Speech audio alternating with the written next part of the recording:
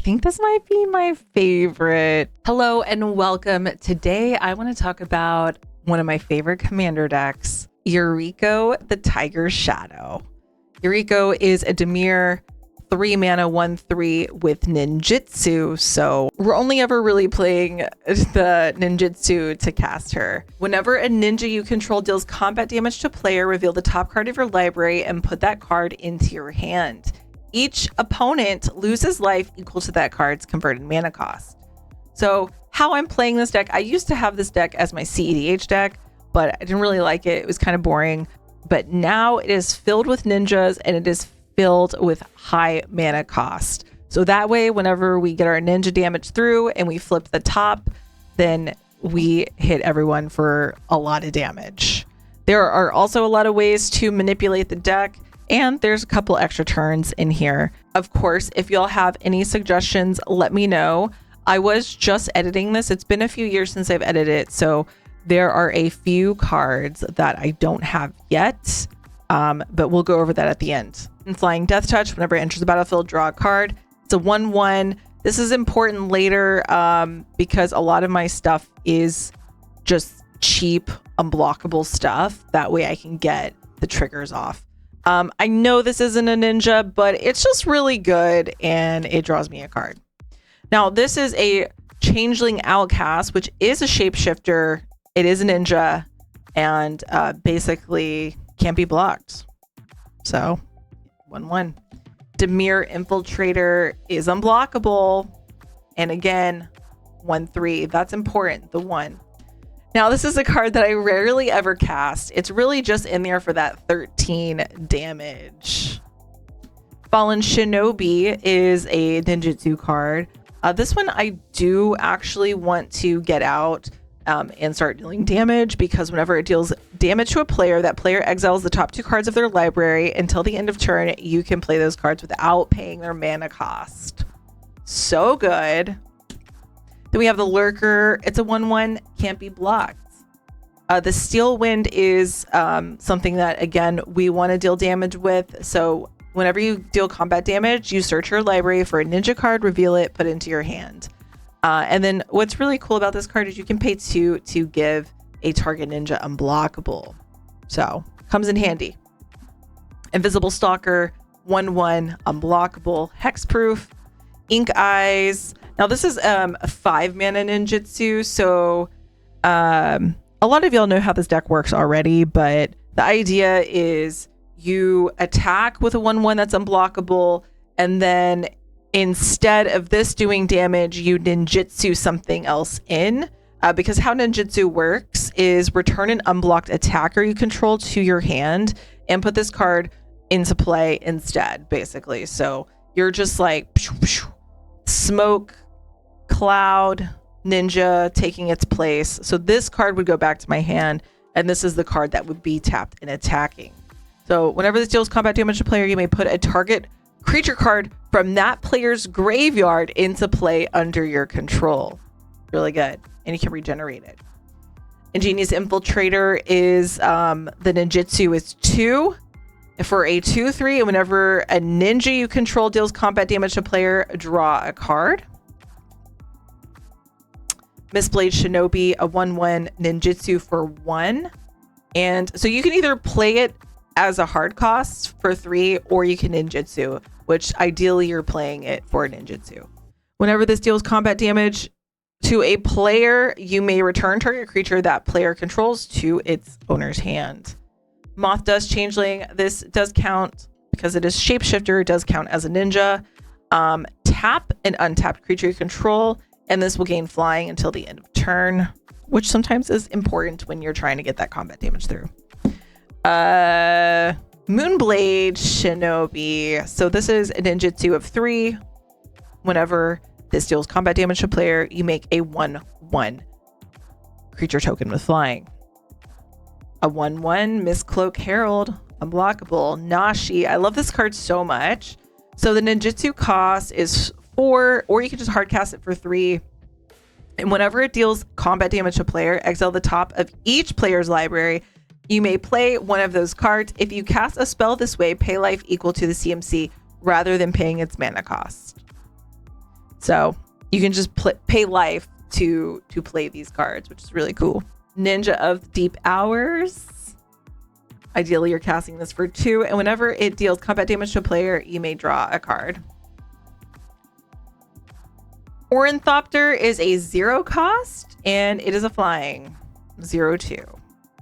Ninjutsu is 6. Whenever it deals combat damage to a player, look at that player's hand. You may cast a non-land card without paying its mana cost. Nice. Silver Fur Master, ninjutsu of 2, or just 2, but whatever. Ninjutsu abilities cost 1 less to activate.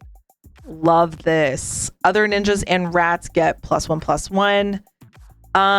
Giving our ninjas +1/+1 is a double-edged sword because we'll get to it really soon. I'll show you. It is just 1 card, but I seem to always draw this card. Slitherblade is a 1/2. Scion of Draco is in there mostly for the flip, it being 12. And then we have Sakashima's Student. I absolutely love this card. You may have it enter the battlefield as a copy of any creature on the battlefield, except it's a ninja. Tormented Soul, 1/1 unblockable. Now this is the card I'm saying is why it's so important that I keep my ninjas low. Like, we're just trying to get a little ping of damage here and there. As long as we're getting a little bit of ninja damage through, we get to flip the top of our library and deal damage to everyone equal to the CMC. So we don't care. Like, we're just trying to get little one. Tetsuko is a 2 mana human rogue. Creatures you control with power or toughness 1 or less can't be blocked. Love that. So if they're 2/2s, they can be blocked. But if we keep them at 1 or less, then this is good for us. And I seem to always draw this card. Like every game. Every game I draw this card. So yeah. It's really good. The Thieving Skydiver, 2 mana with kicker. Flying, whenever this enters the battlefield, if it was kicked, gain control of target artifact. Love that. Thassa. Now, Thassa is an enchantment, but if you have devotion, so if you have 5 of these little blue pips, then it does become a creature. But what's most important about this card is at the beginning of your upkeep, you get to scry. We need to manipulate the top of our decks as much as possible, so we make sure we get those big heavy hitters on the top. Something else that's really cool about this card is you can pay 2 to make a target creature you control unblockable.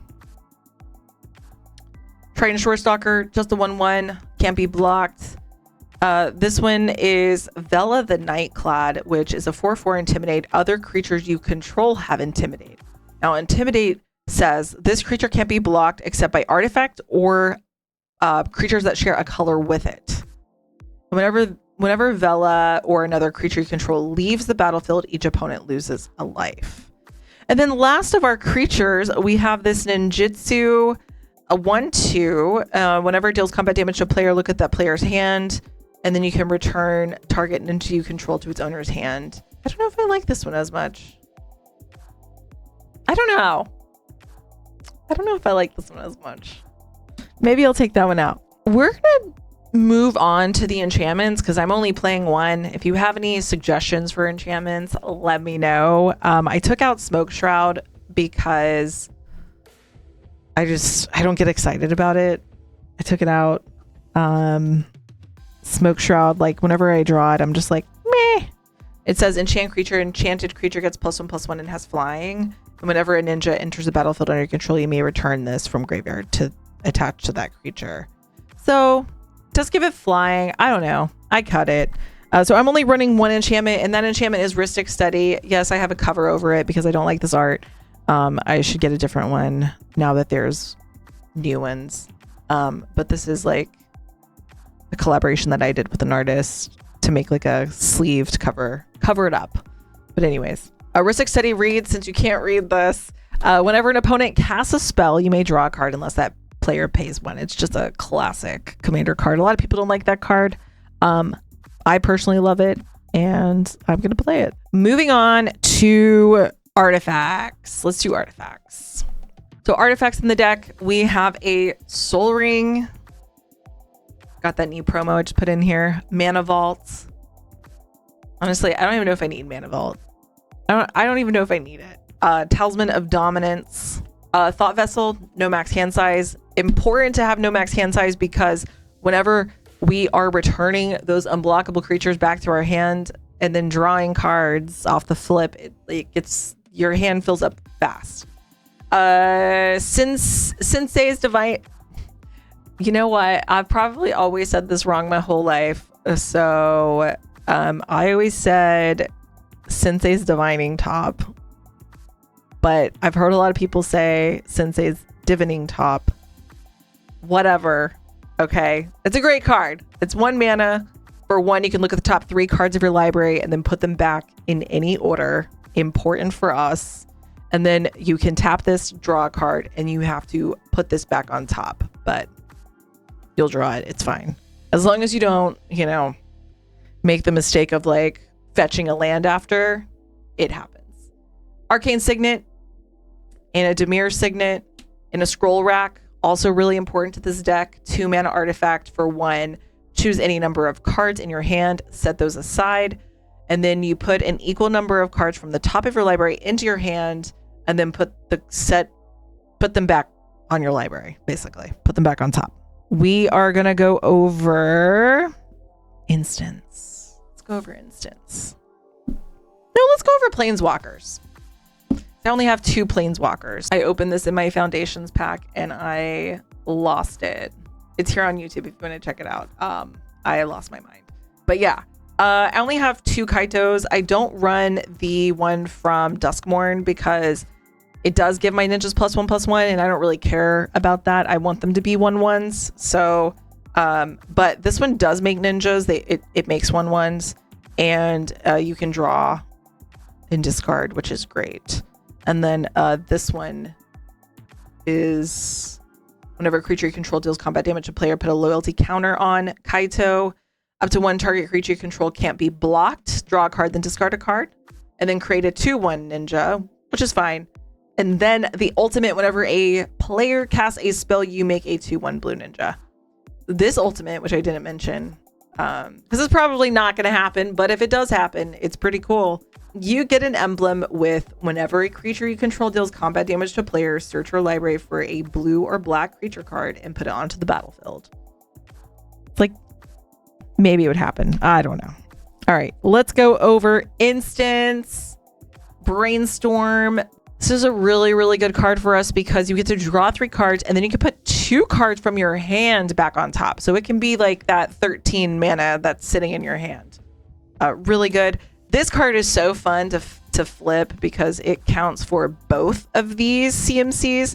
So this is, I'm really bad at math. I'm bad at counting. I might count on my fingers here, but this is 4, 5, 6, 7, 8, 9, 10. 10 damage immediately. I don't ever really cast this. I just want to flip it, but I mean, it's still good. It's still good for its cast too. Counterspell, Psych Rift, very important card. Deadly Rollick. Now, if you control your commander, you can pay this without paying its mana. Sick. Exile target creature.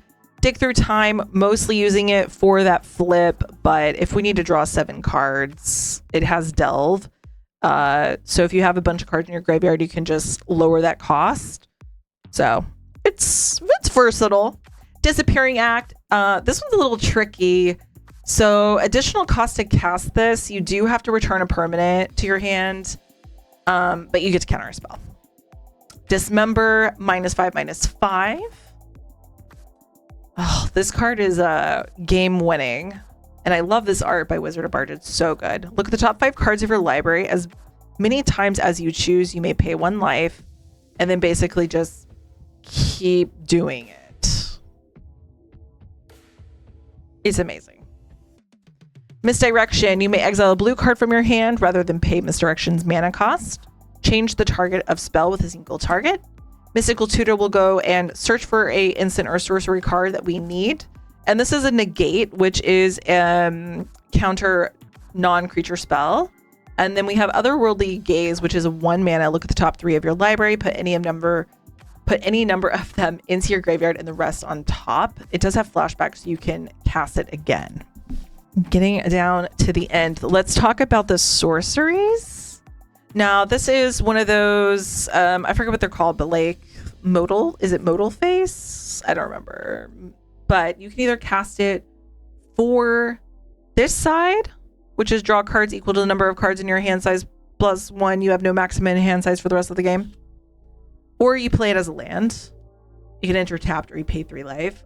I am adding some of the cards that we are adding are more of these full double versatile cards. So we'll go over that in a minute. Ponder, look at the top 3 cards for library, put them back in any order. You may shuffle if you want and then draw a card. Yeah, so we're either casting this for the land on the flip side, or we are returning from graveyard to the battlefield any number of target creature cards. We're mostly usually playing this for land. Alrund's Epiphany. So you can cast this for Foretell. So basically you play it face down. Alrund's Epiphany. I love this card so much. You make 2 1/1 birds with flying, and then you take an extra turn. It's sick. Usually you're foretelling this because it costs less.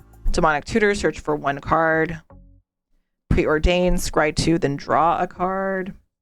Skimming Symmetry. You choose yourself and then someone else, and then you go and get any card and put it on top of your library. Strategic Planning. Look at the top 3 cards of your library, put one of them into your hand and the rest into your graveyard. Temporal Mastery, take an extra turn after this. Do I have another art? Oh no, it's Temporal Manipulation. Miracle Cost. You may cast this for 2 if this is the first card that you drew for the turn, which is really cool. Temporal Trespass. Again, we're just doing this for the flip. When you see these like high mana cost cards, we're like mostly flipping them, but it does have Delve. So if you have a lot of cards in your graveyard, you can also delve it. Take an extra turn. Exile it. I love this art so much. But this is Temporal Manipulation, I believe is what it's called. And it basically is just take an extra turn for 5 mana. And then Windfall, each player discards their hand, then draws. Oh, you know what? I don't need Windfall in here anymore. This was back when I was like running Narset. And they couldn't draw cards, basically. But I just took Narset out. So I actually might take out Windfall. Yeah, I think Windfall can cut. We'll cut that. Treasure Cruise, 8 mana, has Delve, draw 3 cards. Okay, so last thing we need to go over are like some of the cards that I'm going to be adding. Now, I do think this deck needs a little bit of work. So if you have any suggestions, please let me know. I kind of want to cut Windfall. I'll leave it there for now. But I did want to show you the newer cards from Modern Horizons 3 that I will be adding to the deck. This is one of them. It's Bogart Trawler. So whenever it enters the battlefield, exile target player's graveyard. But the other side of it is a land. I'm like, how do you flip it? So the other side of it is a swamp. And then we have a couple other cards. We have 4 total cards that do this. The other one is Hydroelectric Specimen. So it's a 1/4 and has flash. And whenever it enters the battlefield, you may change the target of instant or sorcery spell with a single target to the specimen. Or you can just play it as an island. Fell the Profane, which is destroy target creature or planeswalker or a swamp. And then the other one is Sink into Stupor. Yeah, sure. Return target spell or non-land permanent an opponent controls to its owner's hand for 3, or you can cast it or you can play it as a land. I also want to add this new, I say new, it's new to me. Okay. So yeah, I do need to find this card. I'm sure I have one. Undercity Sewers. I will add this and I took out a just basic swamp in place of this, but whenever it enters the battlefield, you surveil 1, which is going to be important. I'm thinking about adding this Enter the Enigma just because it's like a 1 mana, target creature can't be blocked, draw a card. I don't know. It's a little dorky.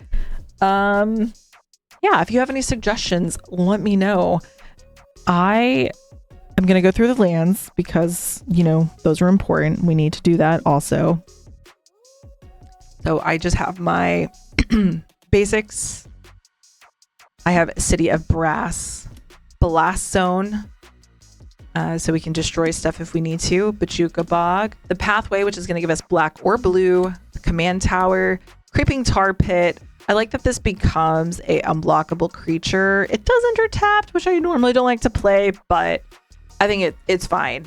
This is the Filter Lands, Darkwater Catacombs.